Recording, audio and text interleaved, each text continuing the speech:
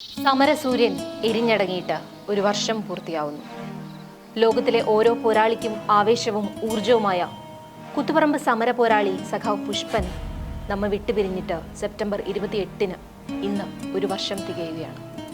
വിദ്യാഭ്യാസ കച്ചവടത്തിനെതിരെ നടന്ന ഐതിഹാസികമായ കൂത്തുപറമ്പ് സമരത്തിൽ പോലീസിന്റെ വെടിയുണ്ടയേറ്റ് ശരീരം തളർന്ന് കഴിഞ്ഞ 30 വർഷത്തോളം ശയ്യാവലംബിയായി കിടക്കുമ്പോഴും ലോകത്തിലെ ഓരോ പോരാളിക്കും തന്റെ ജീവിതം കൊണ്ട് പുതിയ പോരാട്ടത്തിന്റെ കനലുകൾ നൽകിയ പ്രിയ സഖാവ് പുഷ്പൻ കേരളത്തിന്റെ യുവജന പോരാട്ട ചരിത്രത്തിലെ ഉജ്ജ്വല നക്ഷത്രമായ ധീരൻ.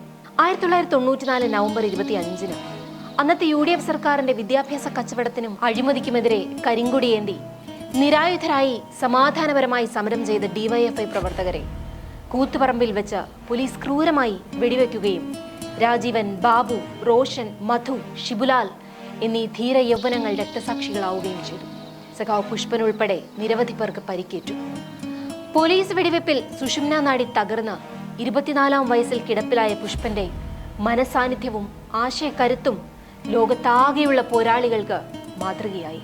പ്രസ്ഥാനത്തോടുള്ള അചഞ്ചലമായ കൂറും പ്രത്യയശാസ്ത്രപരമായ ധാരണയും കരുത്തും പുഷ്പനുണ്ടായിരുന്നു. വലതുപക്ഷ മാധ്യമങ്ങളും പിന്തിരിപ്പൻ ശക്തികളും ഒന്നുപോലെ ശ്രമിച്ചിട്ടും ആ പോരാളിയെ തളർത്തുവാനോ തകർക്കുവാനോ സാധിച്ചിട്ടില്ല. യാതനയുടെയും വേദനയുടെയും നാളുകളിലൂടെ കടന്നു പോകുമ്പോൾ താൻ വിശ്വസിച്ചിരുന്ന ആശയധാരയ്ക്ക് ഒരു പോറൽ പോലും ഏൽപ്പിക്കാതെ തന്റെ വിപ്ലവ ജീവിതം അദ്ദേഹം ഇതിഹാസമാക്കി മാറ്റി. വിപ്ലവത്തിന്റെ കനലൂതിയെടുത്ത് കവിതയും കഥയും പ്രണയവും നിറയേണ്ടുന്ന തന്റെ യൗവനത്തെ പോരാട്ടത്തിന്റെ മറ്റൊരു പേരാക്കി മാറ്റി ആത്മസമർപ്പണത്തിന്റെയും ത്യാഗത്തിന്റെയും സമരവഴികളിൽ ഒരിക്കലും അണയാത്ത തീജ്വാലയായി അടയാളപ്പെടുത്തിയ പ്രിയ സഖാവ് പുഷ്പന്റെ ഓർമ്മകൾക്ക് രക്താഭിവാദനങ്ങൾ. ലാൽ സലാം സഖാവേ.